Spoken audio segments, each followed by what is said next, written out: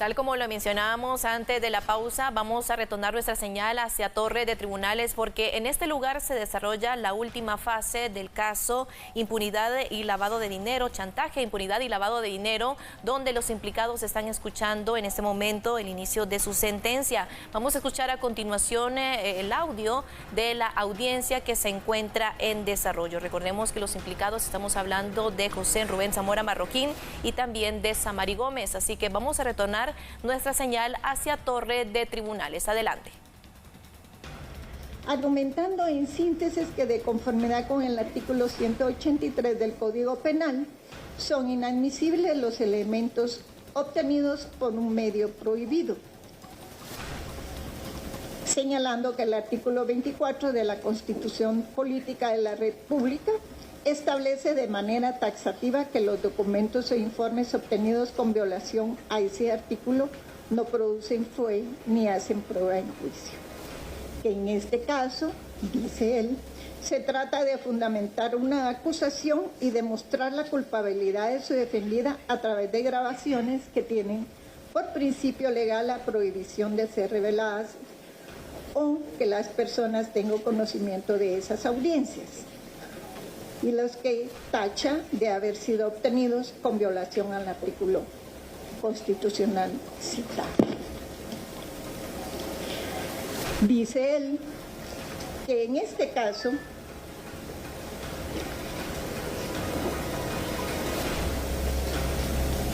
tacha de violación al artículo constitucional el iPad color plateado y negro que sirvió para grabar las conversaciones. La primera, cierre de operación 2, llamada de Juan Francisco, nueva grabación 10, primera llamada de cierre, conversaciones que fueron presentadas por García Navarijo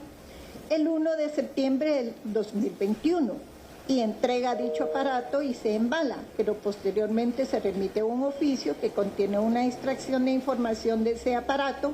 y dicho informe está elaborado y fechado 28 de septiembre del año 2022. Y él contiene grabaciones de llamadas telefónicas, no de García Navarijo, sino de supuestamente dos personas, que es la otra conversación, que deberían de ser Juan Francisco Sandoval Alfaro y José Rubén Zamora Marroquín. Para que no pueda argumentarse una violación de acceso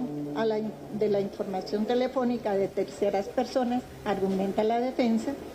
la persona que aporta ese instrumento debe aportar dos cosas: acreditar que es el dueño del aparato telefónico o, en su caso, del medio empleado, porque solo el propietario puede autorizar la disposición de los bienes de su pertenencia. En este proceso no se puede tener por acreditada la propiedad de ese instrumento porque no existe acreditada la preexistencia de ese aparato, y el solo presentarlo por el querellante adhesivo no implica una autorización legal para que se pueda extraer. Segundo, dice, siendo llamadas de terceras personas, independientemente del medio empleado, debe contarse con la autorización judicial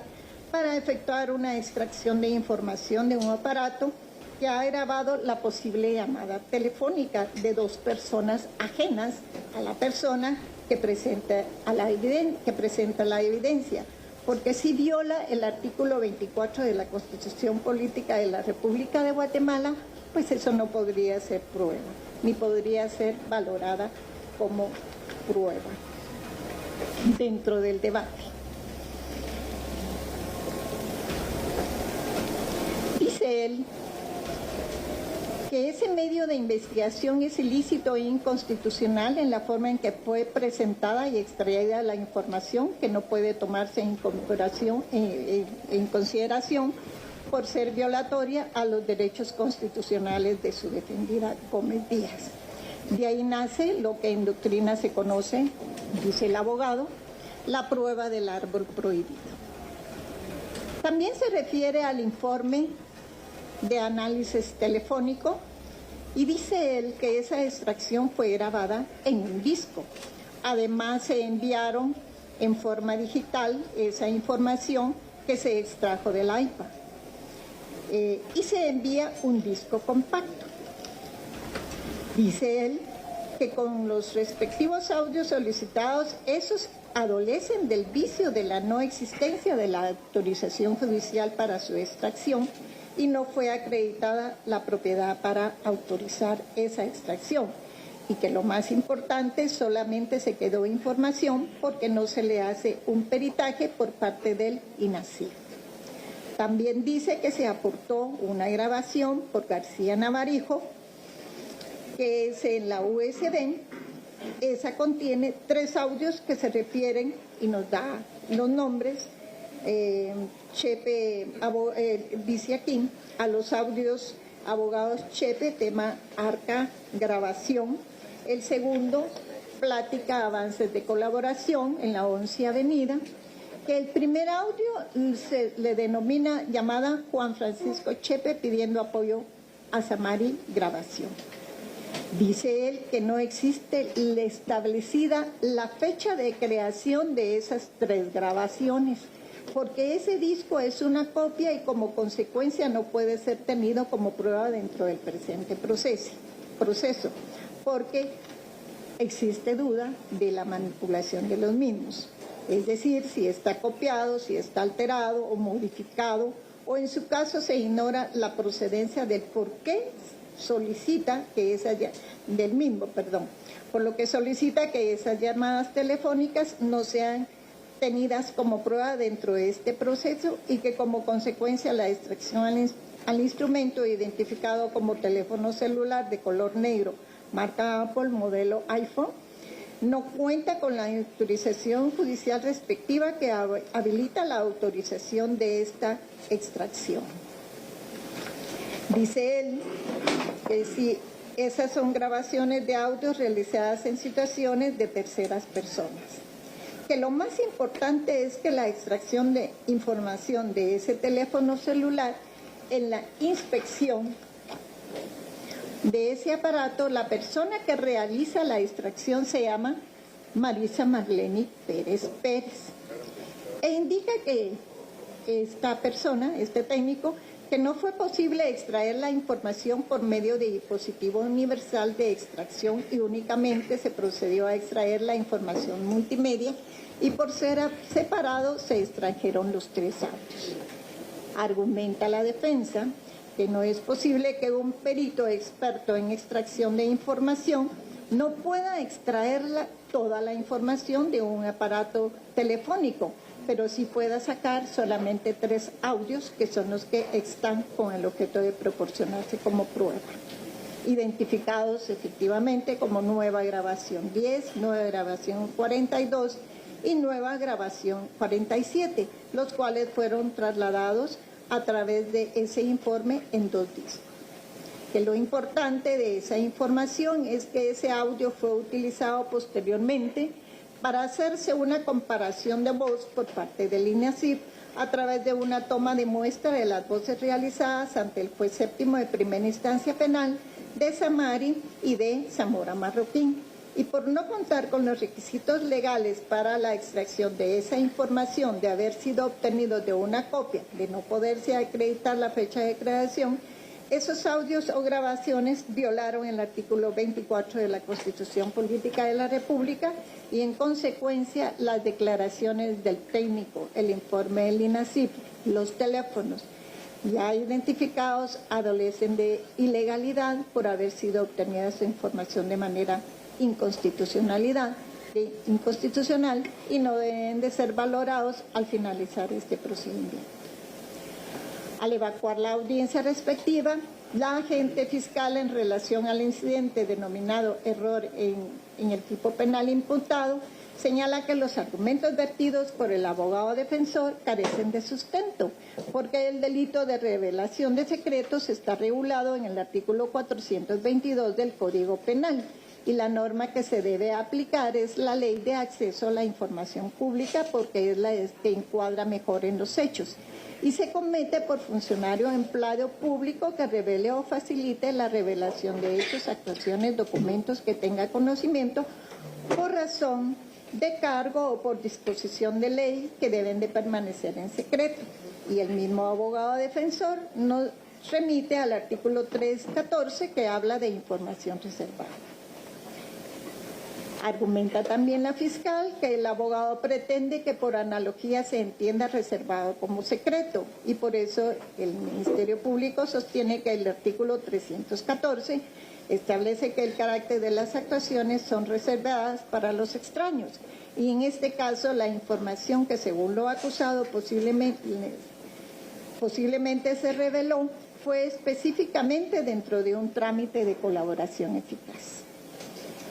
que está también establecido en la Instrucción 5/2012 del despacho de la Fiscal General y jefa del Ministerio Público, porque por lo tanto este incidente debe ser declarado sin lugar. Por el principio de imperatividad no se debe vulnerar el artículo 3 del Código Procesal Penal, pues nadie puede variar las formas del proceso. En relación al incidente de medios de prueba que adolecen de vicio o de violación a la Constitución política, considera la Fiscalía que debía de haberse declarado in limine porque realizar algún tipo de declaración en cuanto a la legalidad o no de prueba es correspondiente a la etapa de conclusiones para los sujetos procesales y de la valoración o deliberación para el tribunal,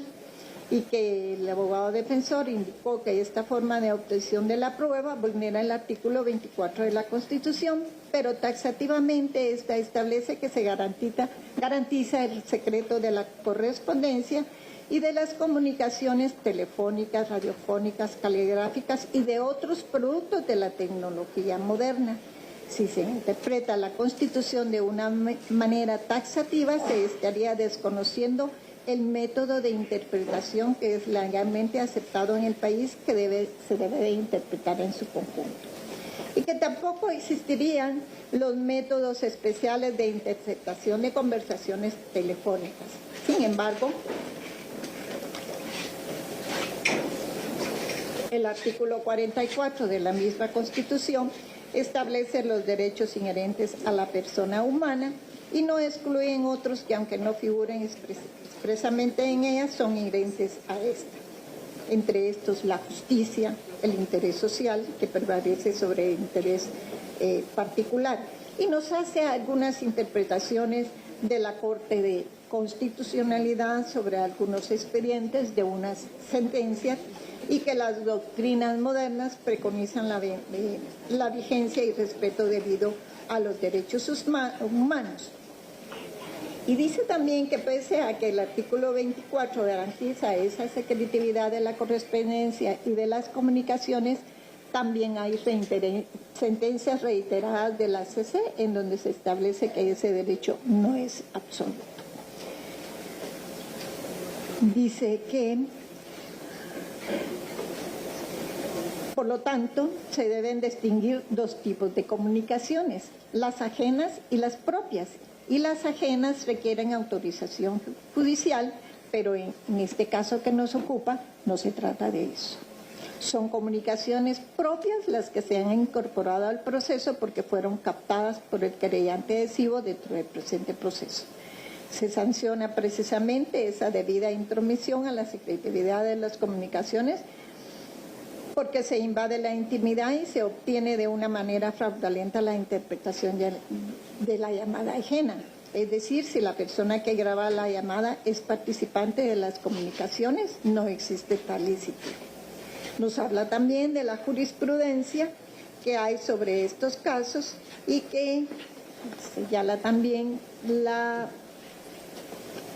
fiscal que, como se advierte, la jurisprudencia a nivel de la Corte Interamericana de Derechos Humanos recogen la misma regulación que tiene el Estado de Guatemala en cuanto a que es prohibida la interceptación de comunicaciones ajenas. No así cuando quien graba la conversación es participante de la misma, pues para dicha persona no se ve afectado el derecho a la intimidad, que es en últimas el objeto central de la protección constitucional.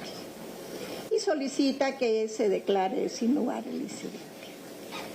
El abogado Amílcar Falla indicó que el primer incidente relacionado como un error al tipo penal imputado a Samari Gómez Díaz, que regula el artículo 67 de la Ley de Información Pública. Al ver dicha norma legal, los verbos rectores sí cumplen con la comisión de ella. El expediente que estaba tramitando en la FESI era un expediente relacionado con una investigación en contra del señor José Rubén Zamora Marroquín por el delito de lavado de dinero u otros activos. Entonces, la propia Constitución de la República y especialmente el artículo 10 de la Ley de Lavado de Dinero dice reserva de la investigación por la naturaleza de los delitos que la presente ley contempla. Es decir, la ley que se está utilizando para llevar a cabo esa investigación con observancia de lo prescrito en la Constitución Política de la República, las diligencias y actuaciones llevadas a cabo en el curso del procedimiento preparatorio del proceso penal serán reservadas. Y argumenta también el abogado que esa información se trasladó a un tercero, con lo cual sí se quebrantó esa protección jurídica que tutela los actos de la administración pública. Y pretender que por temporalidad, de acuerdo al artículo 2 del Código Penal, se aplica la norma regulada en el artículo 422 del Código Penal, que tipifica el delito de revelación de secretos, en este caso, por el funcionario de lo público, lo que tiene a su cargo es información confidencial y reservada, como lo establece la norma. En cuanto al segundo incidente, señala el abogado, debió de haberse rechazado porque la defensa indica que a su juicio debe de excluirse los medios de prueba consistentes en las grabaciones, argumentando que no son ilícitos o que no son ilícitos o que no se sabe el paradero de dónde se obtuvieron. Pero al igual que la tipificación, no es el debate el objeto para poder de alguna manera fiscalizar o oponerse a la presentación de los medios de prueba y específicamente establecer si una conducta típica antijurídica culpable recae en un supuesto penal u otro. Esa es la elaboración que deberán de hacer los jueces en la sentencia. Que no comparte la tesis de que para que una grabación sea admitida violente la Constitución Política de la República de Guatemala. El artículo 24 que señaló la fiscal fue claro en indicar que son válidas las conversaciones que se llevan a cabo cuando la persona que graba está presente en la conversación.